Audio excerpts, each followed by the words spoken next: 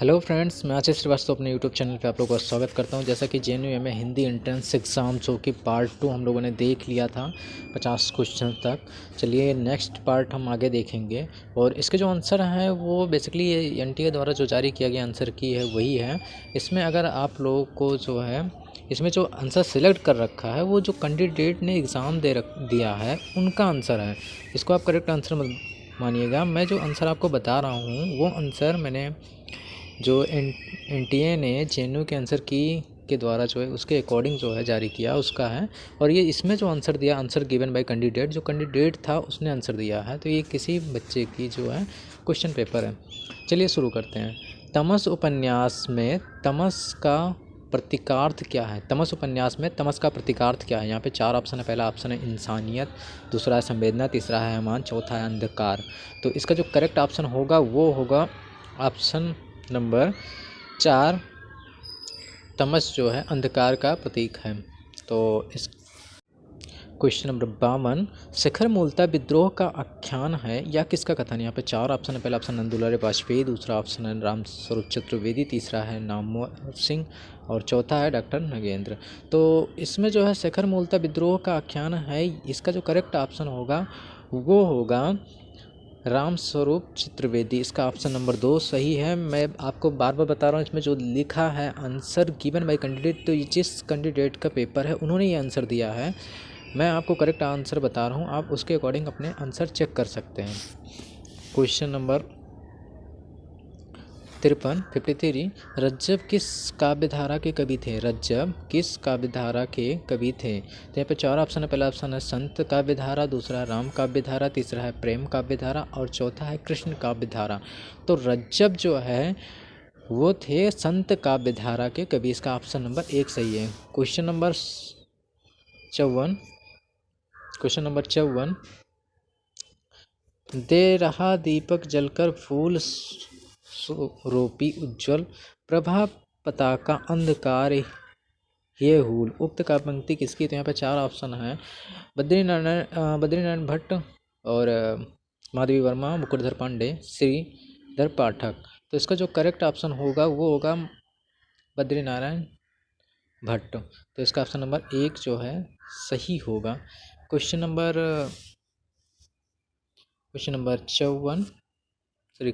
55। Question number जो 55 है वो है रीत काल के किस कवि ने कहा है कि ब्रजभाषा हेत ब्रजवास ही न अनुमानो। ब्रजभाषा हेतु ब्रजवास ही न अनुमानो। यहाँ पे 4 ऑप्शन है। भिखारी दास, बिहारी लाल, देव, केशव दास। तो इसका जो करेक्ट ऑप्शन होगा वो होगा भिखारी दास। उसके बाद में इसका जो करेक्ट ऑप्शन है वो भिखारी दास ने ही कहा था कि ब्रज भाषा हेतु ब्रजवास ही न अनुमानो। तो इसका जो है ऑप्शन नंबर 1 जो है सही होगा, भिखारी दास। क्वेश्चन नंबर 56 विद्यापति को कृष्ण भक्तों की परंपरा में नहीं समझना चाहिए, यह उक्ति किसका है या कथन किसका है? विद्यापति को कृष्ण भक्तों की परंपरा में नहीं समझना चाहिए। यहाँ पे 4 ऑप्शन है। पहला ऑप्शन हजारी प्रसाद द्विवेदी, दूसरा ऑप्शन है रामचंद्र शुक्ल, तीसरा ऑप्शन है डॉक्टर नगेंद्र, चौथा ऑप्शन रामस्वरूप चतुर्वेदी। तो विद्यापति को कृष्ण काव्यधारा की परंपरा में नहीं समझना चाहिए, ये जो करेक्ट ऑप्शन होगा इसका ये होगा रामचंद्र शुक्ल ने कहा था। इसका ऑप्शन नंबर 2 सही होगा। नेक्स्ट क्वेश्चन है कृष्ण गीतावली के रचनाकार कौन है? कृष्ण गीतावली के रचनाकार हैं, ये क्वेश्चन नंबर 57 है। कृष्ण गीतावली के रचनाकार हैं यहाँ पे सूरदास, तुलसीदास, नरोत्तम दास और रशिद खान। तो यहाँ पे जो करेक्ट ऑप्शन होगा वो होगा तुलसीदास। तुलसीदास जो है कृष्ण गीतावली के रचनाकार हैं। नेक्स्ट क्वेश्चन है आपका, निम्नलिखित 2 कथनों में से एक को अभिकथन तथा दूसरे को तर्क आस दे रखा है। अभिकथन क्या दे रखा है? अभिकथन के अनुसार है कि रीतकाल के कवियों के प्रिय छंद कवित्व और सवैया ही रहे हैं। तर्क है रीतकाल के कवियों ने कवित्व और सवैया के अलावा किसी छंद में काव्य रचना नहीं की है। तो यहाँ पर आप देखें कि पहला तो सही है कि उनका जो प्रिय छंद रहा है वो कवित्व और सवैया है, परंतु सिर्फ कवित्व छवैया के अलावा मतलब किसी छंद में ना की है तो ये गलत है। तो इसका ऑप्शन नंबर जो है सही होगा कि ए सही है, परंतु आर सही नहीं है। नेक्स्ट क्वेश्चन आपका है, नेक्स्ट क्वेश्चन है क्वेश्चन नंबर 59। तो इसमें है, इनमें से कौन सा साहित्यकार नागरिक प्रतिनिधि सभा की स्थापना से नहीं जुड़ा है। तो 4 ऑप्शन है यहाँ पे लिखा है। क्वेश्चन है, इनमें से कौन सा साहित्यकार नागरिक प्रतिनिधि सभा की स्थापना से नहीं जुड़ा है। बाबू श्याम सुंदर दास, रामनारायण मिश्र, तीसरा है रामचंद्र शुक्ल और चौथा है शिव कुमार सिंह और पांचवा है कामता प्रसाद गुरु। नीचे दिए गए विकल्पों में से आपको चुनना है कि सही ऑप्शन क्या होगा। आप यहाँ पे देखिए, जो आंसर गिवन बाय कैंडिडेट थे, ये किसी कैंडिडेट द्वारा दे रखा है आंसर, जिसका ये पेपर है। ठीक है, मैं जो आंसर बता रहा हूँ वो एनटीए द्वारा जारी आंसर की के अकॉर्डिंग ही बता रहा हूँ। अगर आपको उसमें कोई प्रॉब्लम है तो आप एनटीए को ब्लेम कर सकते हैं। ठीक है, अब तो खैर लेट हो गई, क्योंकि उस टाइम पे मुझे इतना समय नहीं मिल पाया कि मैं वीडियो बना सकूं। चलिए, इसमें 4 ऑप्शन है, तो इसमें से जैसे जो सी और ई, सी कौन सा है, सी है आपका रामचंद्र शुक्ल और उसके बाद में कामता प्रसाद गुरु। रामचंद्र शुक्ल और कामता प्रसाद गुरु जो है, इसके जो है स्थापना में नहीं जुड़े, नागरिक प्रतिनिधि सभा की स्थापना से नहीं जुड़े हैं। तो इसका ऑप्शन नंबर जो है 3 सही होगा। नेक्स्ट क्वेश्चन है, भक्तमाल के अनुसार रामानुजाचार्य की शिष्य परंपरा के चतुर्थ शिष्य इनमें से कौन थे। भाई साहब, गजब का क्वेश्चन है। भक्तमाल के अनुसार रामानुजाचार्य के शिष्य परंपरा के चतुर्थ शिष्य इनमें से कौन है। यहाँ पर 4 ऑप्शन, कबीरदास, तुलसीदास, रामानंद और सूरदास। तो इसका जो करेक्ट ऑप्शन होगा वो होगा रामानंद। तो इसका ऑप्शन नंबर 3 जो है सही होगा। ठीक है, नेक्स्ट क्वेश्चन है, निम्न में से भुवनेश्वर की कौन सी रचना है। निम्न में से भुवनेश्वर की कौन सी रचना है। यहाँ पे 4 ऑप्शन है, दीपदान, स्ट्राइक, सूखी डाली, 3 अपाहिज। तो इसका जो करेक्ट ऑप्शन होगा वो होगा स्ट्राइक, भुवनेश्वर की रचना है। ठीक है, स्ट्राइक जो है भुवनेश्वर की रचना है।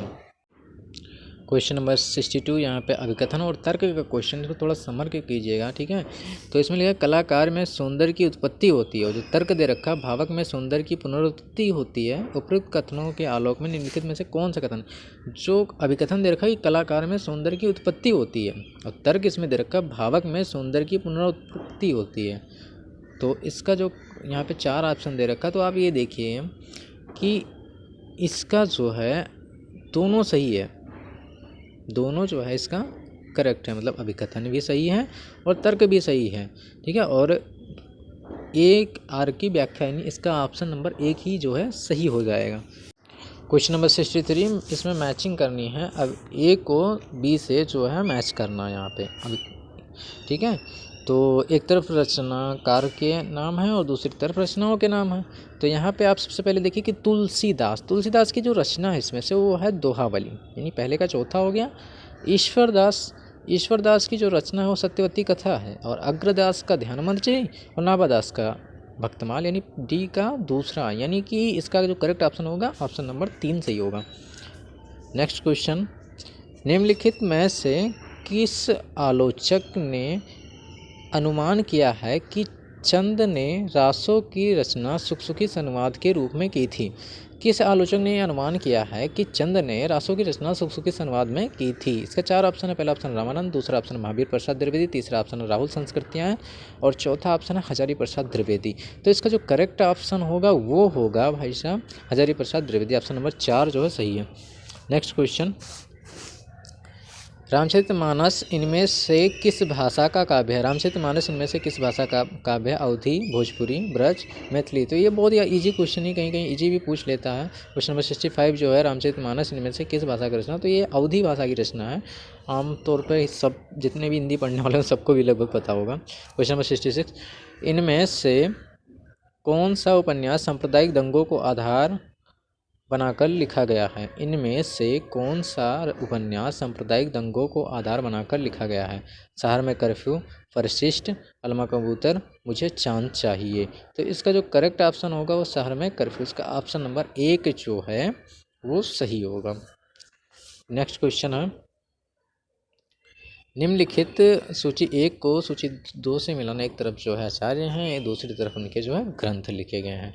तो आपको ये क्वेश्चन देखना है, इसको मिलाना है। तो इसका जो देखिए आप सबसे पहले क्या है कि इसमें जो है आप ये देखिए कि मम्मट, जो मम्मट है, मम्मट की जो रचना है वो काव्य प्रकाश है। तो इसका ऑप्शन ए पहले का ये हो जाएगा। आचार्य भरत मुनि नाट्य शास्त्र, ये सबको पता होगा लगभग। उसके बाद वामन, वामन का जो है अलंकार सत्यवृत्ति, सुत्तवृत्ति जो अलंकार सत्यवृत्ति है, और अभिनव गुप्त का जो है नाट्य शास्त्र। तो इसका सॉरी ध्वन्यालोक लोचन है अभिनव गुप्त का। तो इसका जो है डी का चौथा हो जाएगा। तो डी का चौथा यानी कि चौथा ऑप्शन ही इसका जो है करेक्ट होगा।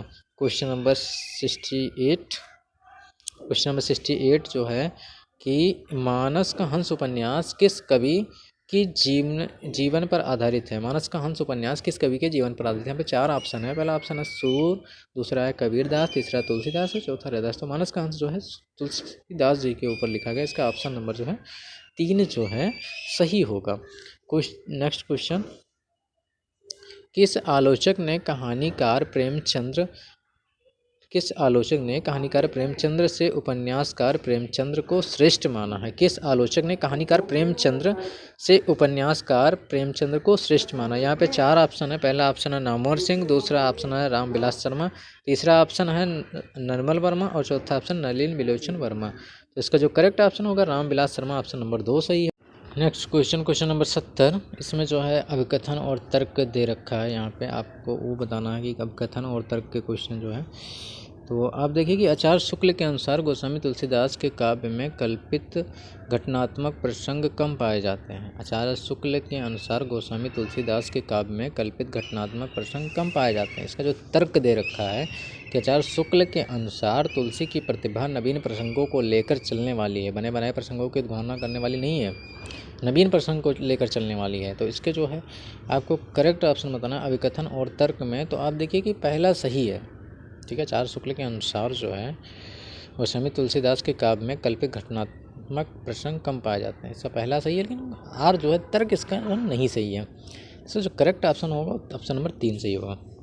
नेक्स्ट क्वेश्चन 71, निम्नलिखित में से कौन सी कहानी शेखर जोशी द्वारा लिखित है। शेखर जोशी की कहानी कौन सी। यहाँ पे 4 ऑप्शन है। कोसी घटवार, फैंस के इधर उधर, अधूरा आदमी, अंतरतंतु, तो अर्थतंत्र।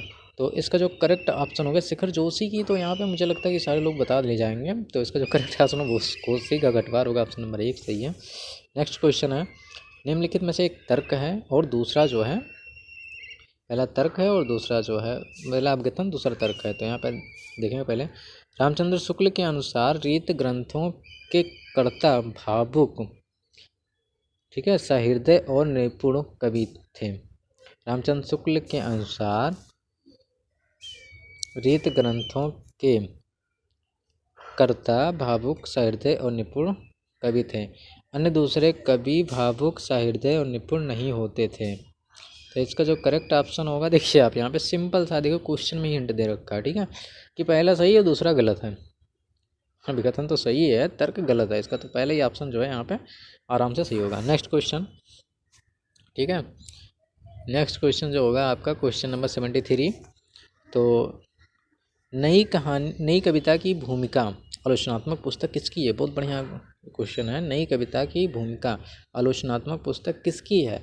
इसका जो करेक्ट ऑप्शन होगा वो होगा डॉक्टर प्रेम सागर। इसका पहले ही ऑप्शन सही हो जाएगा, ठीक है। 4 ऑप्शन यहाँ पे दे रखा, डॉक्टर प्रेम सागर, मलय, विजय देव नारायण शाही और मदन वासन। तो लेकिन इसका जो पहला ऑप्शन है डॉक्टर प्रेम शंकर जो ही पहला सही हो जाएगा। नेक्स्ट क्वेश्चन है, ठीक है, नेक्स्ट क्वेश्चन है 74। यहाँ पे कुछ ज़्यादा ही बड़ा क्वेश्चन दे रखा। नीचे दिए कथन है पहला, समालोचना का सूत्रपात हिंदी में एक प्रकार से भट्ट जी और चौधरी साहब ने किया। समालोच्य पुस्तक के विषय का अच्छी तरह से विवेचन करके उसके गुण दोष के विस्तृत निरूपण की चाल उन्हीं ने चलाई। कथन, ये पहला कथन हो गया। कथन दूसरा क्या है, समालोचना का सूत्रपात हिंदी में एक प्रकार से गुप्त जी और मिश्र जी ने ही किया, ठीक है। समालोच्य पुस्तक के विषय का अच्छी तरह से विवेचन करके उनके गुण और दोष के विस्तृत निरूपण की चाल उन्हीं ने चलाई। उपरोक्त कथन के आलोक में निम्नलिखित विकल्पों में से सही उत्तर कौन सा है। अब इसका जो करेक्ट ऑप्शन होगा वो आपको बताना है कि इसका जो करेक्ट ऑप्शन होगा, देखो पहला तो सही है, ठीक है, किंतु सेकंड वाला जो कथन है वो जो है उसमें डाउट इन वो गलत है, डाउट नहीं वो गलत ही है। तो इसका जो करेक्ट ऑप्शन होगा ऑप्शन नंबर 3 होगा, ठीक है। Next question 75, question number 75। नीचे अभिकथन उत्तर का दे रखा है। अभिकथन देखा रामचंद्र शुक्ल के अनुसार घनानंद के वियोग संबंधी पद प्रसिद्ध हैं। तर्क है घनानंद के वियोग रस के अतिरिक्त और किसी रस की रचना नहीं की। उपरोक्त कथनों के आलोक में निम्नलिखित विकल्पों का चयन कीजिए। अब यहाँ पे देखिए सिंपल सा क्वेश्चन है भाई साहब, इसमें तो जो है पहला सही है दूसरा गलत है, इसका ऑप्शन नंबर 3 सही होगा। और आप लोगों ने यहाँ तक वीडियो देख ली, प्लीज़ वीडियो को लाइक करें, चैनल को सब्सक्राइब करें ताकि आने वाली नोटिफिकेशंस की वीडियो आपको वहाँ से मिल जाए। और आप लोगों ने फर्स्ट और सेकंड पार्ट नहीं देखा तो मैं इसका लिंक जो है डिस्क्रिप्शन दे दूँगा, आप वहाँ से इसकी वीडियो देख सकते हैं। धन्यवाद।